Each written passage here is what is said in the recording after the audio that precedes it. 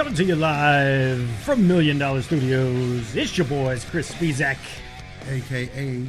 Speezy Spees. And the benchmark of professional wrestling, Mr. Silky Baines. A.K.A. your favorite wrestler's favorite wrestler. Speeds and the Benchmark show on a Monday night, July the 9th, 2018, on the heels of tonight's Monday Night Raw. And we are here to discuss Raw. We're here to discuss some G1 special from this past weekend. Which that show was crazy. And yes, it was. And we will get into that very shortly. So thank all of you for joining us here. And be sure to hit that subscribe button while you are with us and spread the good word. Make sure to let everybody know that we are here. Because we're here to talk with you. We're here to talk with the benchmark. Yes. About this weekend. And we're glad to have you with us. So thank you for joining us. How was your weekend, sir? Oh, it was pretty good. Like I say. Watched the G1 special with you. It was pretty good. It was late. I mean, Jesus, that show ran long. I didn't think it would be that long. But then again, with the amount of matches, I guess it had to be. It was, yeah. It was, but it was a very good show, very entertaining show. It was a good show from top to bottom.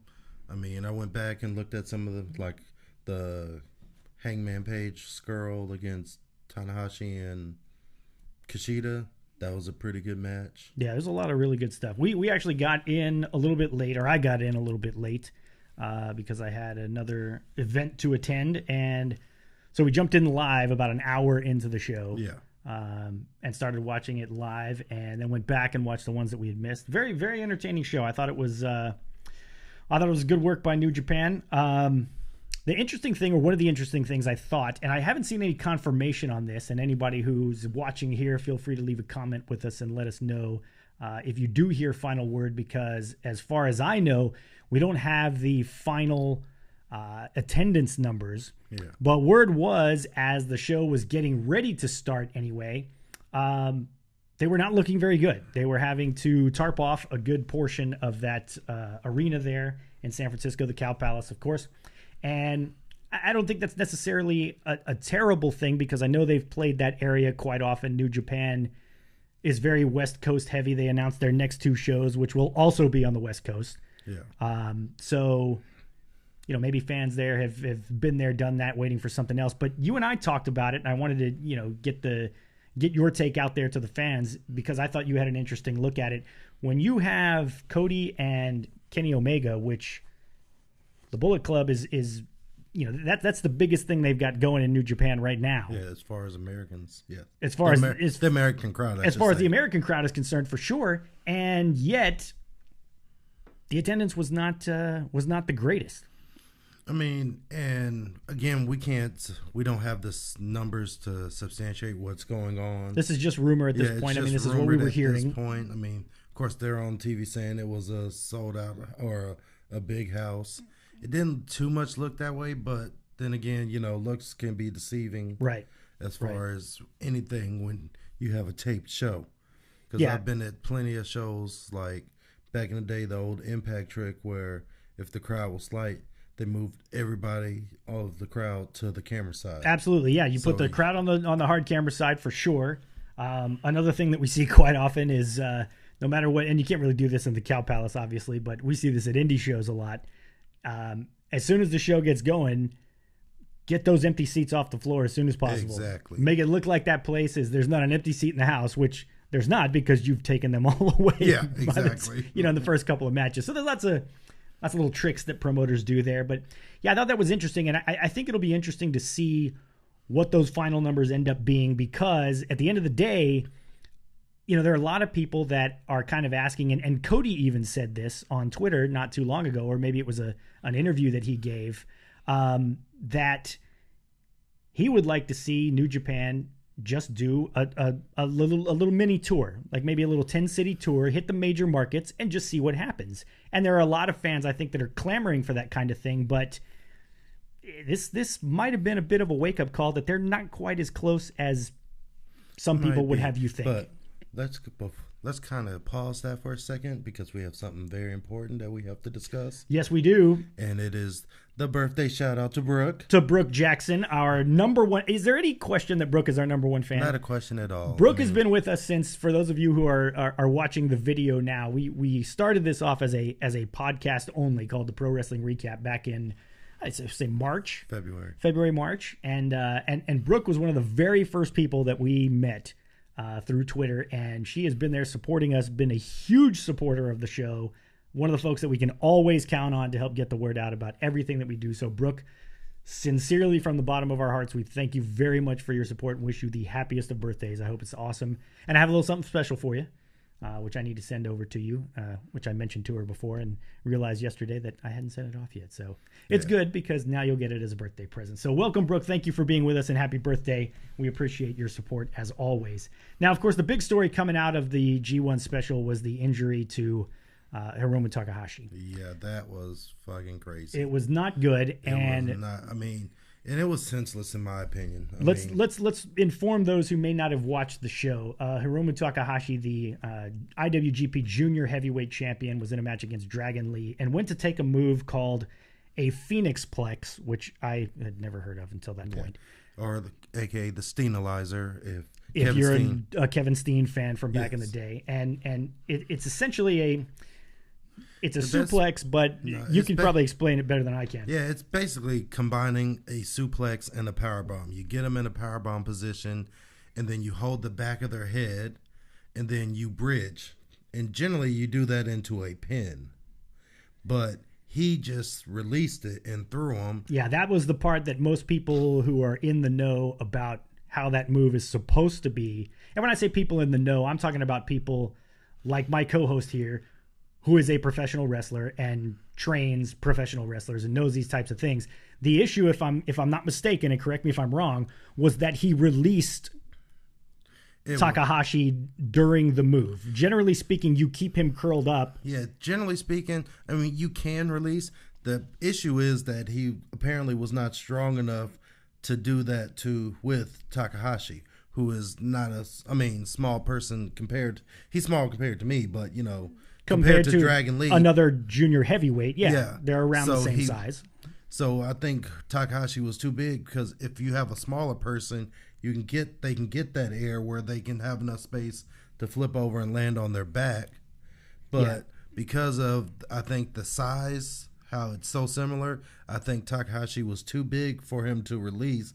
So when he released him, he couldn't flip over and he landed on the crown of his head and slid. Yeah, and I even said when we were watching it, it's like, how is this dude's neck not broken? Yeah, we both looked at each other, Silky and I, and after we watched it a second time, and Silky said out loud, and I immediately agreed.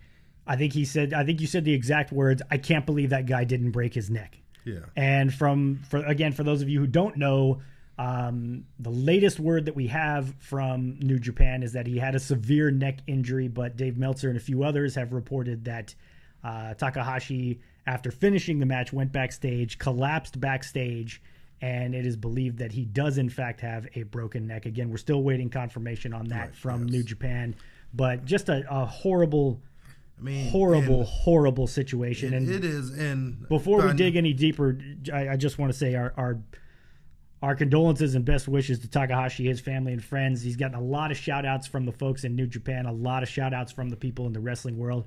No matter where you fall in the grand scheme of I root for this guy or I don't root for this guy, nobody wants to see this happen. Yeah, no one wants to see that happen. It's a terrible thing. It's really irritating to me as a professional wrestler. And it's not that this guy was reckless or anything. I don't think he was reckless.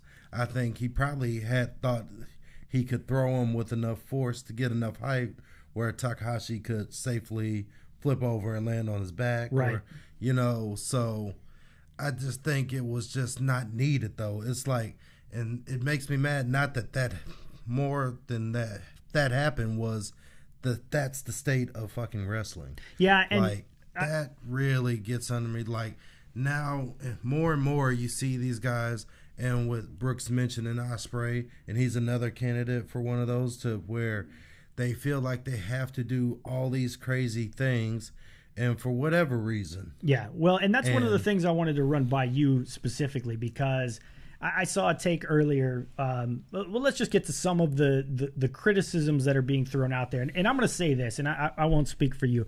I'm not going to sit here and criticize New Japan. I'm not going to sit here and criticize Dragon Lee.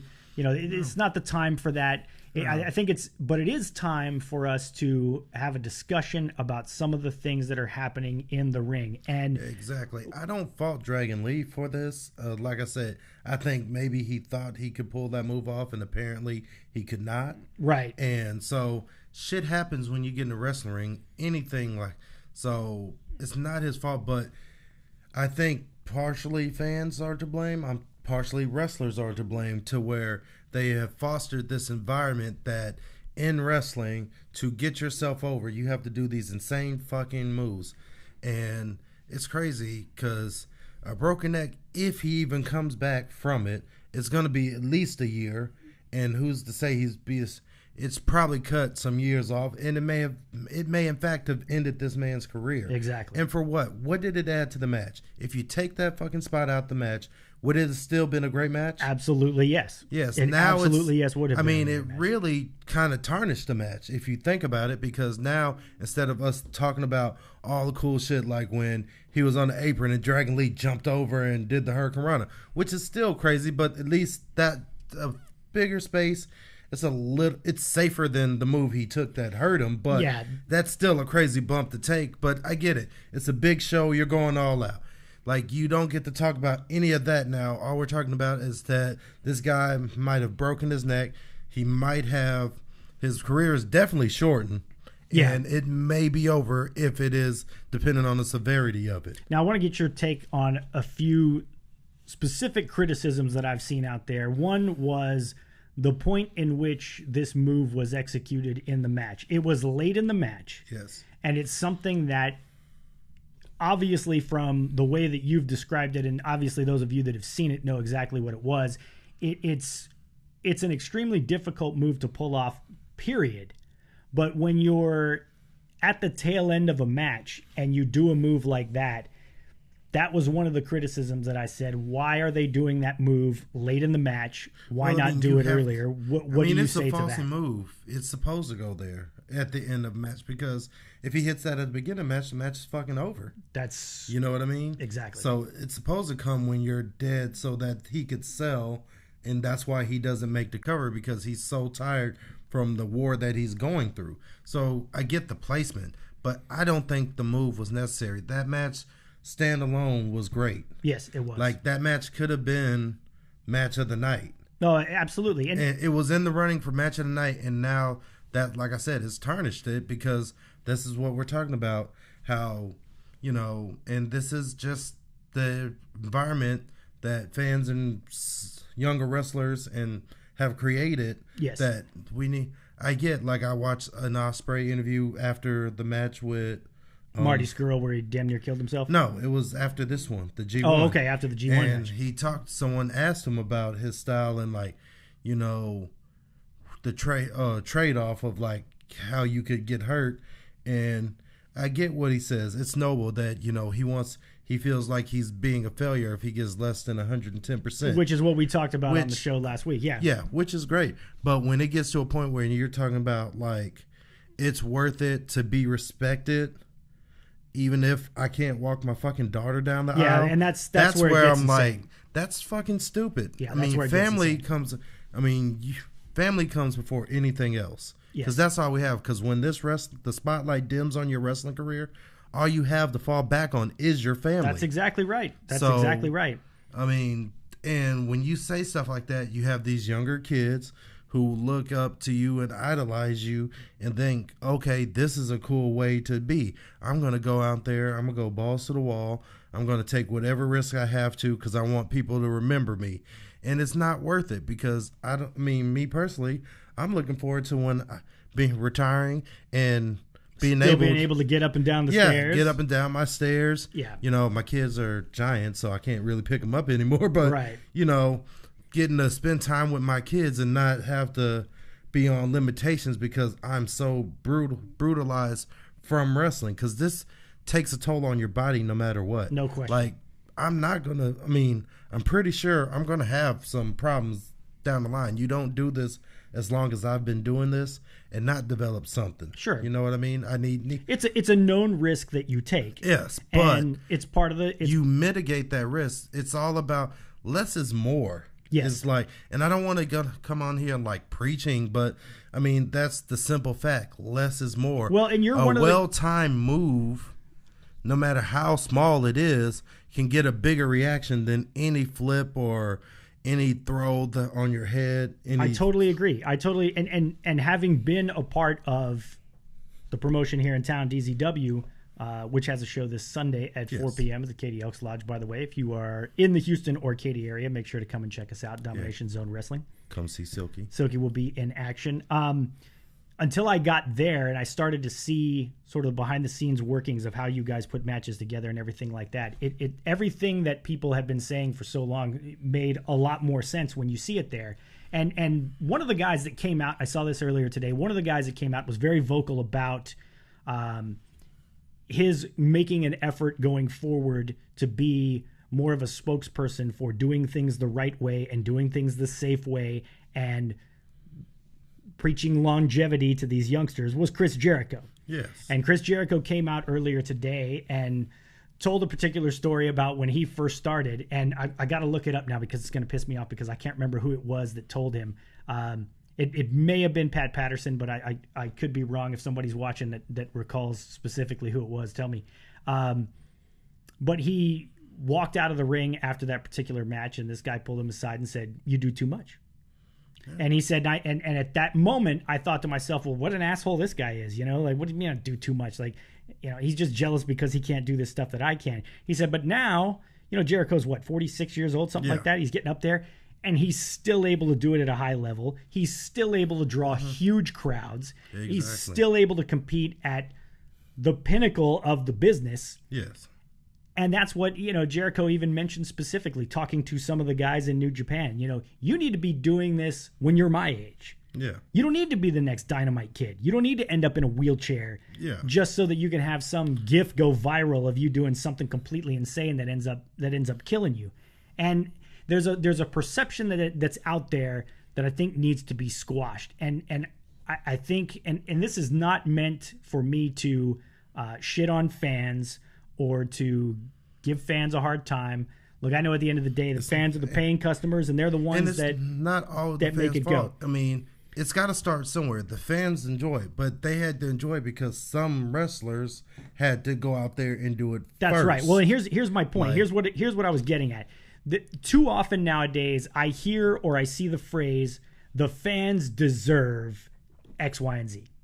The fans deserve this. The fans deserve a fighting champion, not Brock Lesnar. The fans deserve, you know, high quality matches with, you know, crazy spots and everything, you know, so on and so forth. At the end of the day, this is a business. These are real people. These are real people's lives at stake, literally lives at stake. And we as fans can be retrained to not expect these guys to go out there and kill themselves for our entertainment. Yeah. And it's not like, and I feel like more wrestling promotions and more high profile wrestlers should be speaking up about that, because at the end of the day, there are always trends in wrestling. There are always certain things that people like. You know, when ECW went crazy and everything was hardcore and everybody wanted to see hardcore, well, then hardcore kind of went away. I mean, it never fully went away, but it wasn't as big a deal anymore. Yeah. And the fans adapted, and they learned to deal with it, and they moved on. Fans can be retrained. We can retrain the way that we can retrain the fans to watch wrestling a certain way, to watch wrestling a safe way.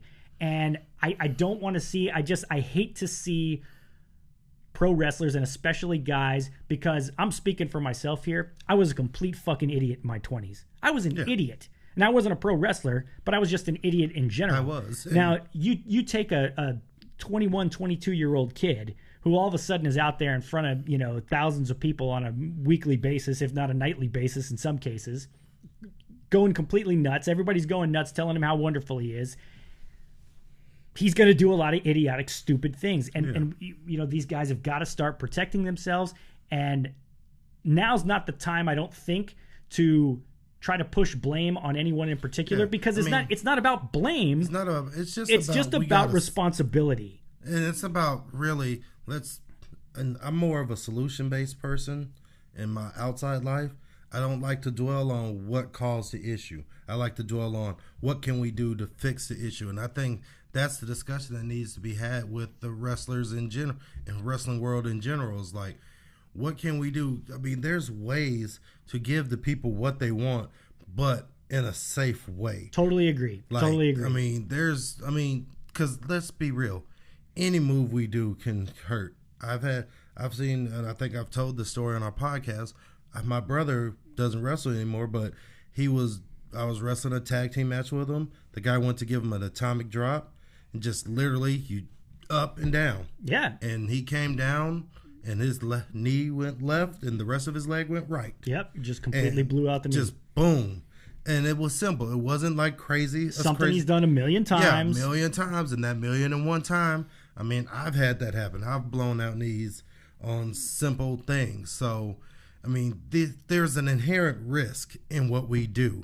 When something like that can happen, I don't think you should go and just put more on top of that by doing more and more riskier moves, because I totally agree. And it's like you said earlier, it's about mitigating that risk. It's about balancing, and one of the guys I have a great deal of respect for, and I know he's somewhat of a polarizing figure in terms of his opinions on wrestling and current wrestling in particular, is Jim Cornette. Yes. And this is not an I told you so moment, but Jim Cornette has gotten a reputation amongst the younger fan base as the old man yelling at the cloud and, just get off my lawn. Exactly. Being that guy. He's been trumpeting this please work more safely bandwagon for quite some time. Yeah. And, guys like that who have been speaking out, who have been talking about how back in those days, and look, you're never going to close that Pandora's box. Everybody knows that it's a work now. Yeah. It's not real anymore, so things are going to be different. But there are ways that you can tell stories in the ring. There are ways that you can get over with the fans. There are ways that you can have entertaining matches without having to resort to this type of type of wrestling. There are moves you can do that look devastating, that will get you that same reaction, but they're safe as hell. I said it earlier on Twitter this week when they showed some. I saw some highlights of Undertaker's return to MSG this weekend. He was in a tag team match, and he got the hot tag from Roman Reigns. Went in and started working Kevin Owens with just straight punches. And I think The Undertaker throws one of the great punches in wrestling. And I said it right then. Can we send that guy to the Performance Center and teach these guys how to throw a punch? How many times have we seen Minoru Suzuki and Ishii in the middle of the ring throwing forearms at each other's heads as hard as they can? And that's a strong style, and it looks and sounds and just, it's freaking hardcore. But those guys they're not killing each other. No. It hurts. No question it hurts. So, it's a lot snugger than like the normal working punch, but it's still safe. Like, and worst case scenario, that goes wrong. Ow, my tooth. Yeah, exactly. No. And the fans are completely, they're totally into it. And there's, it's just one of those things. So, I think you and I are in the same boat in that this is not a time to point the finger at certain promotions or certain wrestlers in particular. Yeah. I hate that it's come to this. I hate that the expectation is that this type of stuff needs to happen, because honestly, it doesn't. With the junior heavyweights, the smaller people.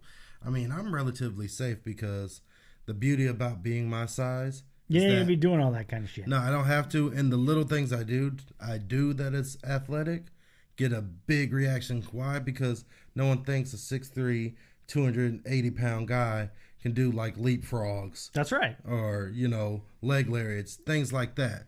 That's where I get my, I'm not doing like the Keith Lee stuff, but, I like to think I'm pretty athletic for my size. And that gets over more. Like, I'll never forget, I worked a match where the guy was supposed to spear me. And anyone that knows I'm a big Kevin Nash mark, when one of my favorite wrestlers growing up. And I remember seeing him wrestle Goldberg one time. Goldberg went for the spear and Nash leapfrogged him. Nash is like 7 foot. That fucking blew my mind. Yeah. And so I did it in the match. The guy went for a spear. I leapfrogged. He hit the corner. And I got to the back. I got more pops from the boys in the back just from doing a leapfrog. All I did was jump up. I mean, it's no not risk hard. whatsoever. No risk whatsoever. But it got over with the fans. It got over with and that's how you know you're onto something when it gets over with the boys in the back. Yeah. When they were just like, oh wow, like that surprised me, you know. Yeah. Yeah, So, I mean, there are plenty of things that you can do without having to put yourself in harm's way. Let's get to Brooke's question here. She says, Silky, how do you feel when you hear people say wrestling is fake, especially given the current circumstances with Takahashi's injury and such? That's what I point out. Look at what happened to him.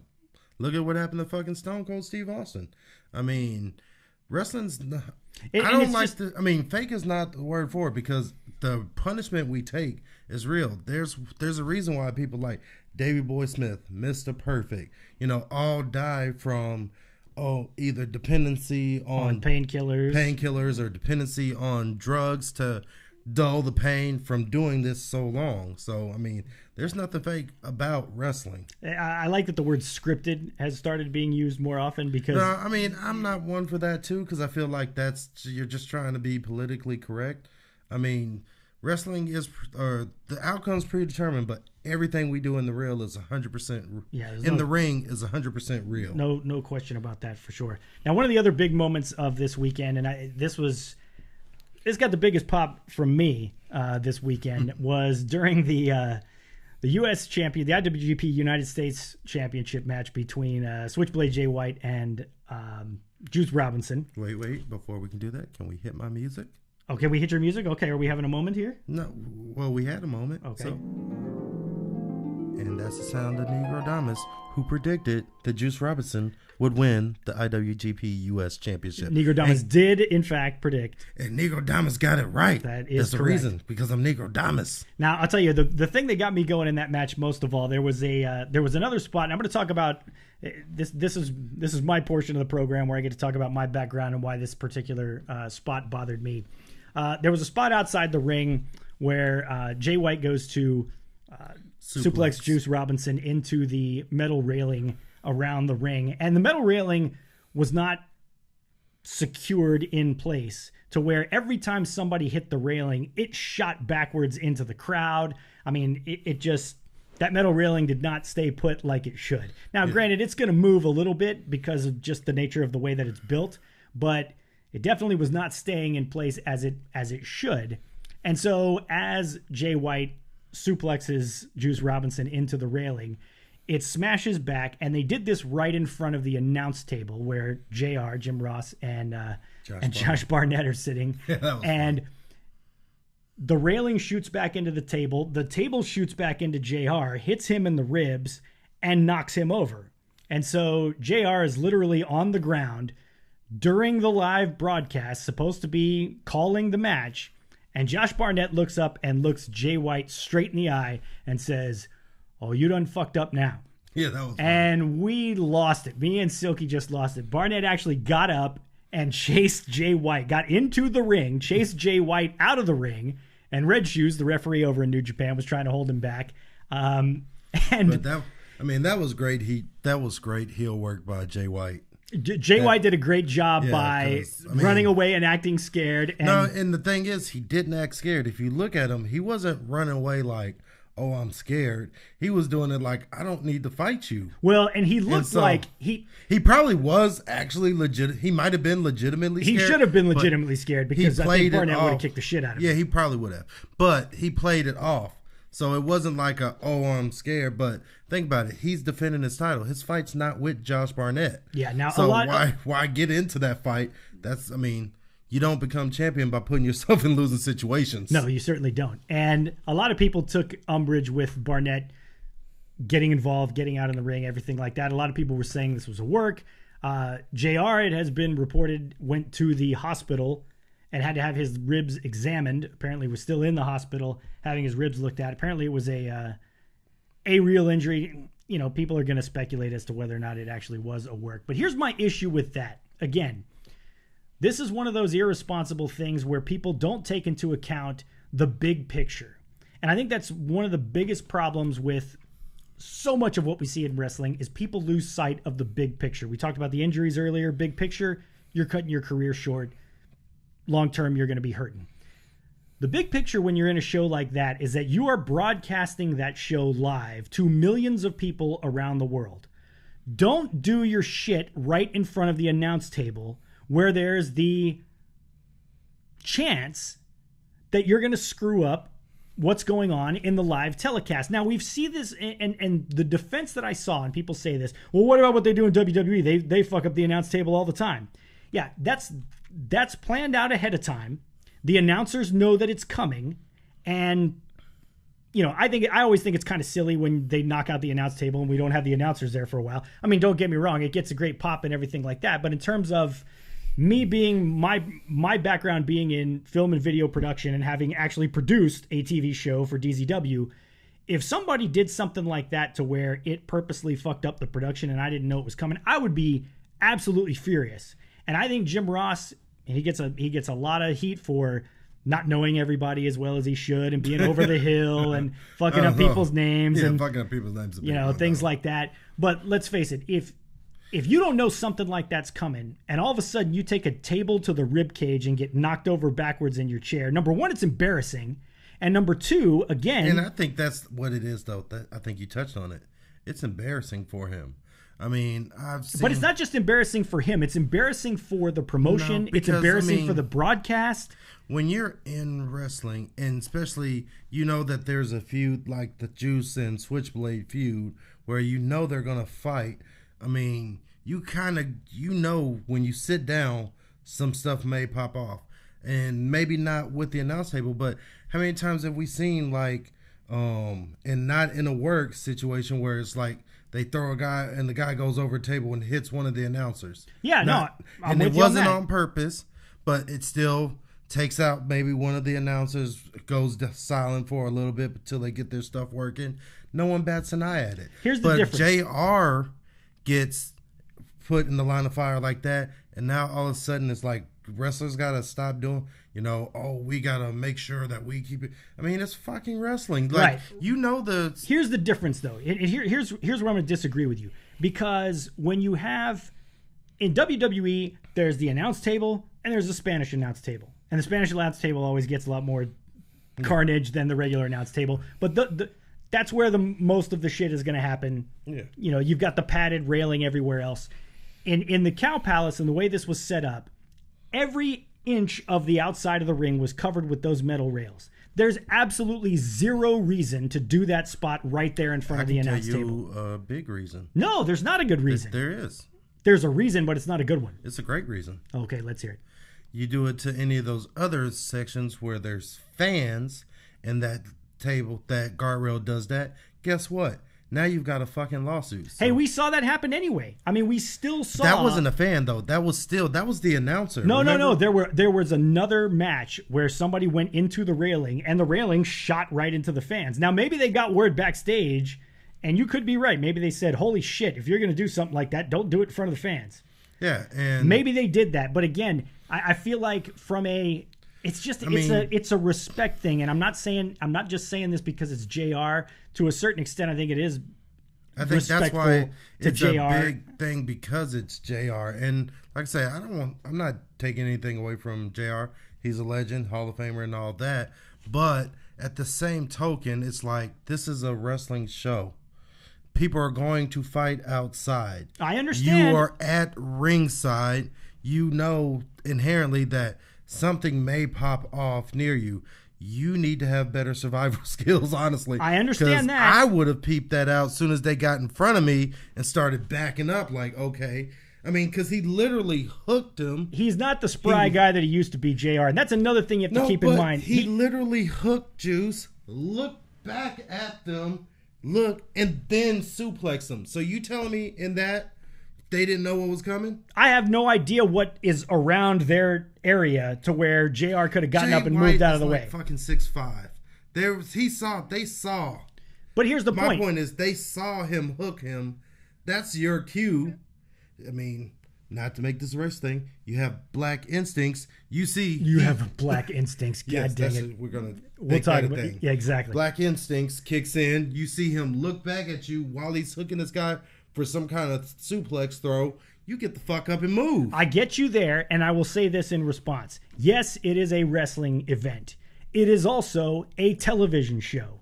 And as a wrestler and as a worker, you have to understand and you have to respect the fact that there is a television show that is probably the whole reason that you're there in the first place, because you're going to be making a shit ton of money off of that in the back end, hopefully, ideally. And when you do something like that in front of people who are responsible for putting on the television show, that's a problem. And that's, to me, as somebody that works in that arena, that's disrespectful to the promotion, and it's disrespectful to the crew, and it's disrespectful to the station that's putting the show out there, because you're saying my shit's more important than you doing your TV show. And there's a lot of wrestlers in this world that would not have a fucking job right now if not for TV shows. And I'm not saying you got to bow down to the TV people. Don't take this and twist my words or anything. I mean, this is where we get into that chicken and the egg. Because without the fucking wrestlers, there's no need for people like you on the production side. That's a good point. No, I hear you. So wrestlers are what bring them into the building. Let's say that's where you can't say who it came first, the chicken or the egg, right? That's the big debate, because you can't have one without the other. Right, but why do wrestlers have wrestlers? Why do wrestlers have this big following that they have nowadays? Because of social media. Because of social media. And how does it get onto social media? Because some fucking guy with a camera or some TV crew is there shooting it. Yeah. It's still different. It's still different. It's not different. Totally not different. It's 100% different. Because if wrestling survived years before fucking TV. Oh, yes, it did. It did. And thrived. But the very first, if you go back and look at wrestling history, actually, we're not going to dive into this too much. TV actually fucked it up if you think about it. No, Silky, come on. TV did, because think about it. You got to know your history, brother. One of the very first things that was huge on television when it first started was professional wrestling. Yes, and I get that. But since then, and look at how the maturation of it has come, now this is why wrestlers can't tour the indies and make the money they were making. Because of the television. Because everyone wants to be on television. When you get on television, you have to do stuff a certain way. You can't do this. You can't do that, because if I'm on TV here, I can't go over here because I'm on TV here. You know, it just brought so many restrictions that restricted the workers' ability to go out travel and make money. You know what else it brought in spades? Fucking money. It did, and a lot of money for a lot of guys. I'd venture to dispute that, because if that was the case, did you see the contracts that WWE just signed? No, WWE makes the people billions with a B. Yes, I see that. I get billions of dollars.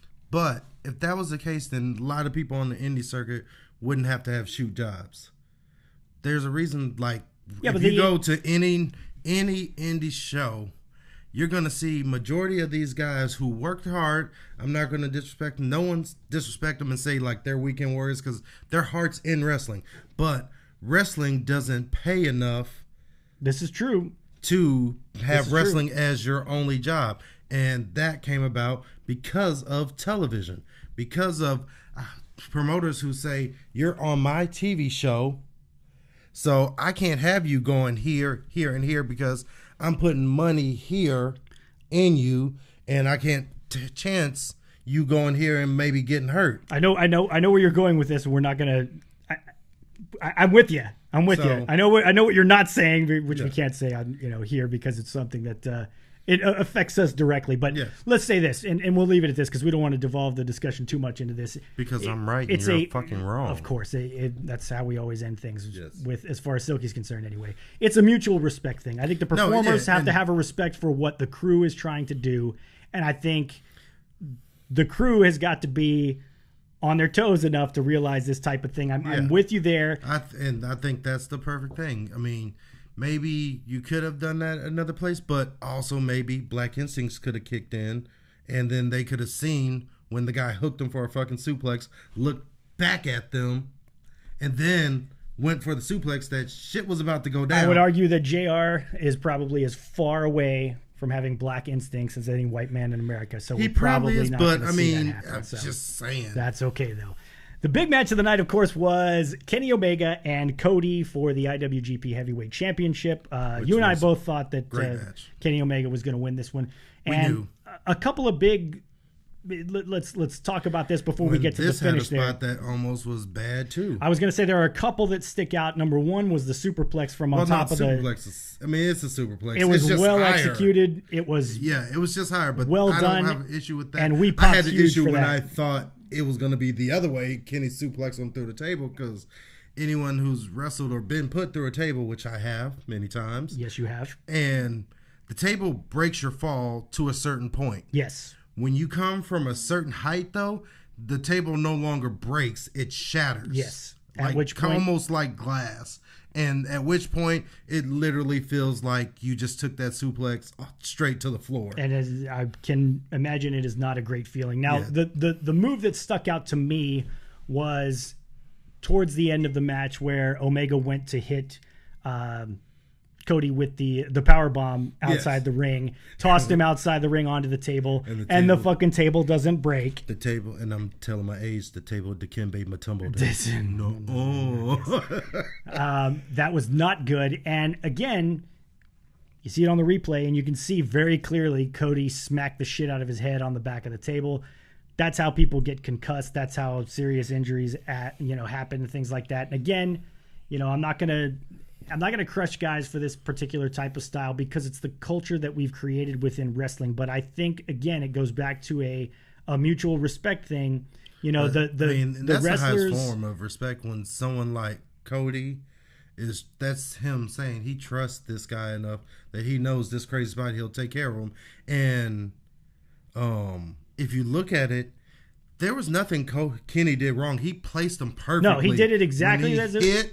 The table just said no. It just didn't do it. Yeah. Yeah, the table turned and then boom. And, so it wasn't like, I don't have a problem with that because it went wrong, but Cody did not get seriously hurt. I'm pretty sure his back was killing him after, but he didn't get seriously hurt. And it wasn't from like just bad irresponsible placement. Like, if you watch back in the Attitude Era when I think who was it? I think La Resistance went to do their double chokeslam gimmick and threw Spike Dudley over the top rope and supposed to be through a table. God, yeah. And literally undershot, so literally only his head hit the table. Yes. That's bad placement. This was perfect placement. It just didn't happen. The table just said, no, I don't want to break today. Well, and in case you didn't see this, I don't know if you saw it. I'm sure some of the folks out there saw it. Cody announced that he's going to be taking some time off between now and All In coming up in September. He's got another project that he's working on, but the thought was that he might not have been in the greatest of shape after that match. May have, tweaked something, hurt something here. So we will not see him in action between now and All In. Again, hopefully it's not anything more than that, but when I say respect and I say mutual respect, I know that these performers, and it's obvious by the risks that they're taking, that they have a lot of respect for the fans and what the fans think of them and what, how the fans react to what they do. I think it's incumbent upon us as fans to have respect for the performers and be a little bit more realistic in our expectations and not get on social media and bitch and moan when somebody doesn't go through a table and get bashed over the face with a chair 10 times and say that the match was shit because none of that happened. Like that's got to stop as well. So G1 was a very good show. Now, of course, the big news at the end was, and spoiler alert in case we haven't spoiled enough for you here, but if you haven't watched it and you're still listening to us, you definitely want to stop listening to us now. Don't stop listening to us. Why would you tell them that? Well, you want to stop listening to this particular portion of it because we're about to spoil the end of the show, Silky. We can't have them. If you haven't seen it by now, you probably aren't going to see it. Just listen to what we have to say. Don't turn us off. And don't turn people away. What the fuck is your problem? And hit the like button while you're there. We hit the like button. That. Make sure to hit that subscribe and turn the notifications on as well. Yes. So the big news, of course, and to Silky's credit, and we should probably get his music going here again because as we were sitting here and watching the end of the show as Kenny and Cody were making their exits and the Bullet Club stopped to pose in front of everyone, Silky actually said, Tama Tonga's about to turn on these motherfuckers. Boom. He actually said the phrase. And sure enough, Tama Tonga comes through and just kicks the shit out of Kenny Omega. And they all proceed of them. to completely annihilate the entire Bullet Club. And this is another, and I guess Chase and Yujiro didn't have black instincts either, because you see, they obviously weren't coming there to give him hugs. No, they were not. So why would you go in there and just be like, what's going on? Why are you doing this? Yeah, exactly. No, you either come in fighting and you either join them or you fight them. That's right. You don't try to decipher what the fuck is going on. Don't go there and chat it out and try to like talk some we are sense far into past him. hug it out. We are past hug it out when they beat the shit out of Hangman Page, who ran in swinging.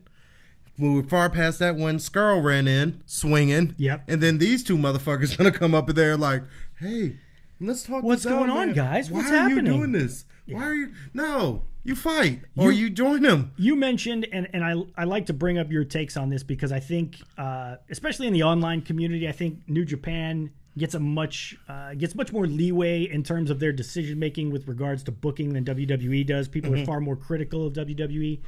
You had an issue, or you mentioned to me that it didn't make the Bullet Club look too great. That basically two guys and a 50-something-year-old Man, King beat Haku, the fuck out of all who of is them. probably the toughest motherfucker Yeah, on he the is. planet. But for perception's sake, you outnumbered them like 8-1. I was actually talking to a good friend of ours, Luther Black. Yeah, Luther. And we were talking about that, and he said something that I didn't even think about. Why the fuck didn't they all run out together? Why did they run out one by one? That's a good point, too. All four of them would have ran out, they would have had the numbers. Then they might not have got their ass whooped. Yeah, that's true. So, That's I mean, true. but that's a piggy thing. That's like one of those suspend your disbelief. Yes. But it was done like that for the drama effect. How do you feel about this turn for the Bullet Club? Because I'll tell you, one of my, and again, I don't mean to just point out the negatives. Again, we really enjoyed the show. I loved what New Japan did. I thought Juice Robinson, to me, was the match of the night. Oh, yeah. I thought it was fantastic to see him get that win. It was a good story. It was a great story there, and I was really happy for him. And you could tell it meant such a huge thing to him with his interview after the fact. Yeah, my favorite quote was, anyone who thinks belt don't mean something could just go to hell, burn in hell. Oh, yeah. And when he talked about how I'm going to come to San Francisco with sparkles shooting out of my nipples and red, white, and blue birds flying out of my ass. Yeah. It was just craziness. I got a broke hand. I got heart in one hand, nuts in the other. Oh, he's got so many great sound he's funny. bites So, that really don't make sense, but they're great. yeah, totally dug that match. But one of the things that I thought, one of the things that kind of bugged me is this is the second matchup between Cody and Kenny Omega that's been billed as for leadership of the Bullet Club. Well, no, because technically they didn't. They said this would have implications, just like they said in a Supercard. That's not what I heard. They said when they were talking about it in the lead up to the match for the IWGP Heavyweight Championship, for control of the Bullet Club. It was a selling point of that match. And I feel like this is the second time in a row where we've gone into the match thinking, okay, there's going to be some major implications as to who's the alpha dog in the Bullet Club. And for the second time, we've been kind of let down as far as that goes because we're still in the same boat that we were before. And no, we're not. Because they put the bed, basically what that did was that put the bed, the feud with Cody and Kenny. So you're saying that Kenny is basically totally okay with Cody being the leader of the Bullet Club? No, because Cody's not, especially if he's taking time off. Kenny's going to lead the Bullet Club. And you're saying Cody is totally okay with Kenny being the leader of the Bullet Club? I think if he does come and wrestle some more before All In, I think the whole point is they're going to be kind of like co-leaders. Don't do that. No, but think about it. That would be so lame. No, it wouldn't. It would be so lame. Because guess what? What brings people together? A common fucking enemy. So what can make two people who don't like each other? You've seen all the movies. Batman vs. Superman. They did not like each other. Then another villain came, and then they got on the same page because that villain could fuck up both of them. So they're like, we need to team up. That and their moms were named the same thing, and that was a great moment for them. It was. But anyway, point being is you've seen a lot of movies where the guys start off as enemies. Some other badder motherfucker comes through, and then they team up, and that's what I see happening is that Cody and Kenny were enemies. Guess what? Now you've got their focus. Now you've got their attention. It's almost like You watch It's Always Sunny in Philadelphia? No, I don't watch It's Always Sunny in Philadelphia. It's a great show. I've heard good things. Yeah, you should watch it. But the whole dynamic of the show, they infight all the fucking time. But when someone else comes into the picture, they literally turn all their focus together about fucking over that one person. I think that's what happens, is that Cody and Kenny collectively put their differences aside, and, you know, so it won't be as lame as saying they're co-leaders, but essentially they be they're like, we are going to take it to them and listen to us. I mean, I personally wouldn't be a fan of it, although it does make a little more sense in terms of the long-term storytelling. Yeah. You're going to have to revisit Cody versus Kenny at some point. I don't think so. I mean, I think that put that to bed. I mean, because think about it. When Cody came out, Cody was harboring any of those feelings, because you could tell, like, they basically went through the war, they found respect for one another, and then Cody walked off, let Kenny have his moment, and then he comes out, and when he's handed the chair, and he could really just fuck Kenny over, he decides he's going to fight with Kenny. Now, somebody said on Twitter that it looked like... Yeah, Luther actually said that to me, too. Cody was going to hit Kenny with the chair. After he hit the first guy. Before he got jumped by, you know, Tama Tonga and the gang and all that shit. I got to go back and look, because I know he looked like he was going to hit him with the chair and then hit one of them, I think, hit Tangaloa with the chair. Yeah, and which I think that kind of saw that one coming as well, yeah. Yeah, but then it happened so quick that, like, he did that, and then next thing you know, boom, he's flattened with the cutter, is what I saw. Yeah, I mean, like, I have to go back and watch it as well, but from what people were saying, it looked like, I don't know if maybe there was a mistake in there, maybe it was supposed to happen, I don't know. It could have just been the mayhem of the moment there, but clearly I think it was supposed to happen, because when you look at afterwards, you know, if that was the case and he was still going to hit Kenny, why wouldn't he attack him? He literally helped him up. They hugged it out.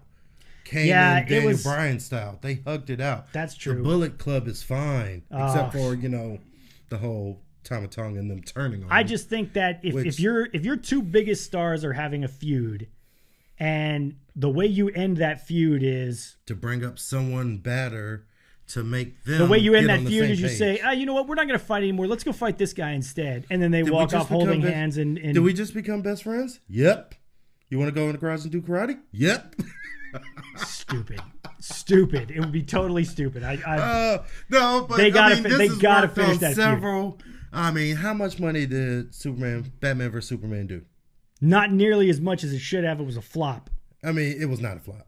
Silky, it was a flop. Trust me, I'm the filmmaker of the two of us. Right, it was a flop. Pull up how much money I'm not going to pull up how much money it made. Because you don't want me to prove you wrong. Pull up how much money it fucking cost. That movie cost a ton of money. But it made a bunch of money. Point being is that there have been several movies that have that same fucking premise. But we're not talking about movies. We're talking about wrestling. And when I look at a wrestling feud between two guys who are the alpha dogs going at... This is like if The Rock and Stone Cold had their match at WrestleMania 17, where I was at, and it was fucking phenomenal.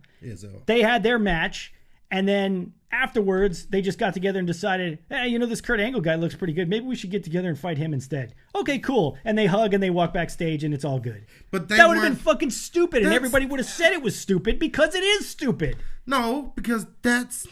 apples and oranges, It's not apples and oranges. It's not apples and oranges. Think about it. You think about it. Stone Cold. I'm going to sit here and smile because Chris is right. No, he's wrong. Silky doesn't like to say that, and I get to say it every once in a while. I usually let him have that line because it makes him feel better about himself, and you know, he gets back to because you're 100% wrong on this one in the sense that they weren't a group; they were fighting each other. Like Kenny, that's what Kenny and Cody were fighting each other. Wait, didn't they do this shit in the NWO too? I mean, think about it. Yeah, and look how that turned out. I mean, NWO, what, one of the most dominant factions ever? Silky, before it got watered down. Yeah, exactly. One of the most dominant factions ever for about 6 months before it completely went the toilet. But it was a dominant fucking 6 months. Point being is that, you know, the infighting And then You better hope, and all the indie marks out there better hope, that the Bullet Club doesn't go the route of the NWO. well, yeah, I hope so. I hope they don't. But that's neither Because here that would nor be there. But very my point bad. is being there's a precedent to what I'm saying. We got 5 minutes that- left in the show. We got to get to Extreme Rules this weekend. Let's talk about that very Okay. quickly because Okay, Extreme Rules. Roman Reigns and Lashley is going to main event it. I'm actually kind of looking forward to that. That looks like I it think that's might gonna be a good actually match be as a well. Really good match. Negro Dominance music because he's going at it again. This is Bruce- the third time today. Rusev will be the WWE champion. Said that last week as well. I don't know that I agree with that, but you got to take the title off Styles at some point. People were complaining that there weren't enough stipulation matches as we've had in the past with Extreme Rules. We did get the announcement finally that Braun Strowman and Kevin Owens will happen in a steel cage. And then I think you that's got the iron. fantastic because I think Kevin Owens wins that. Kevin Owens is going to be so great. Yeah, it's He's going to make Braun Strowman look like fucking gold. And he's going to. My prediction for that one is that he lucks into the win somehow. Probably I don't so. think he he pins him or he is puts him down and escapes. I think it's going to be one of those old school Braun throws him through the cage and he rolls to the floor. Yeah, it's going to be something ridiculous. Comes to like and that. he's like, I fucking won. So that's what I think is going to happen. That's going to be a good match. The only other stipulation matches we have are Alexa Bliss versus Nia Jax, which is an Extreme Rules match. Which Ronda Rousey will be in the front. And Ronda Rousey's going to win that one. That was such a horrible promo. And I've been banned, but I haven't been banned from the pay-per-view. I'll be in front row buying a ticket. First of all, if you work for the company, why would you buy a fucking ticket? it's what they why? they've kind of done it before. It's an NWO thing again, man. Your boys, Hall and Nash, bought tickets and sat front row at WCW. But they weren't even technically at that point to the fans. They weren't even technically employed. Kayfabe, they weren't in the company. But yeah, they were. So, I see. I'm just saying. It's fuck out of here, it's Chris. out there. Anyway, so we've got the steel cage match. We've got the Extreme Rules match, and we've Iron also Man. got what everybody believes, and I tend to agree, will be the match of the night: the 30-minute Iron Man match between Seth Rollins and Dolph Ziggler for the Intercontinental title. Drew McIntyre winning the main event tonight on Raw. which was pretty cool. Makes Him be able to be out there. he with will Dolph be able to Ziggler. be ringside with Dolph Ziggler. Don't forget the return of Team Hell No. That's right. Team Hell No getting a shot at the SmackDown Live Tag Team titles against the Bludgeon Brothers. And we've also got the B Team taking on the Deleters of Worlds, Matt Hardy and Bray Wyatt. It should be a good show. You mentioned the fact that damn near all of the titles, with the exception of Brock Lesnar's Universal title, are on the line there. Yes. I don't know that Jeff Hardy has a U.S. title Jeff match. Hardy's defending the U.S. title against Nakamura. That's right, Nakamura. How could I forget that? Of course, it's because it it's a hasn't. forgettable We haven't feud. seen SmackDown Live yet, and we haven't gotten yet another completely insane Jeff Hardy promo. Which, speaking of which, if you haven't checked it out yet, you can see last week's SmackDown Live, all the highlights from that, in under 3 minutes here on our YouTube channel. So make sure to technically check it's 3 that out. minutes and 28 seconds. Yes, but I even put a fucking timer in the corner to let you know that the actual review of the show is under 3 minutes. Because I knew somebody like you was going to go, well, it's actually 3 minutes and 28 seconds. And looking forward to, are you going to do another one? Yes, I will be doing that tomorrow night, so look for that on look for Wednesday. And, of course, we are live again on Thursday night, 8 p.m. Central, right here on YouTube. And we will be previewing the G1 Climax that is taking place next weekend, starts next weekend. He will be using his bullshit formula. And Brooke mentioned it. Yes. The formula will be back. Actually, since we don't, quite get, since it doesn't come off as well as I would like, it would be the formula. It sounds better on the formula. Now I have to practice not actually hitting the mic stand with the megaphone when I use the megaphone. The formula's full of shit. The formula. It's not full of shit, Silky. My enzymes is working. I called Your Juice. enzymes. Yeah, Juice Robinson won. Did you call that? We're going to do this thing again where Silky gets one right, and all of a sudden we got to play the Negro Damas music over and over and over Yes. again. Matter of fact, before we go, play my Negro Damas music before. One more time to take There us we out. go. Unbelievable. All right, folks. Thank you for being with us. Silky, any parting words for the people? If you're in the Katy area, come out to the Katy Zelps Lodge. See me punch Dave Duberon and T-Ray a bunch of times around the facial region. See Chris referee it. And that's about it. We'll see you on Thursday night, everybody. Thanks for being with us. Have a good one.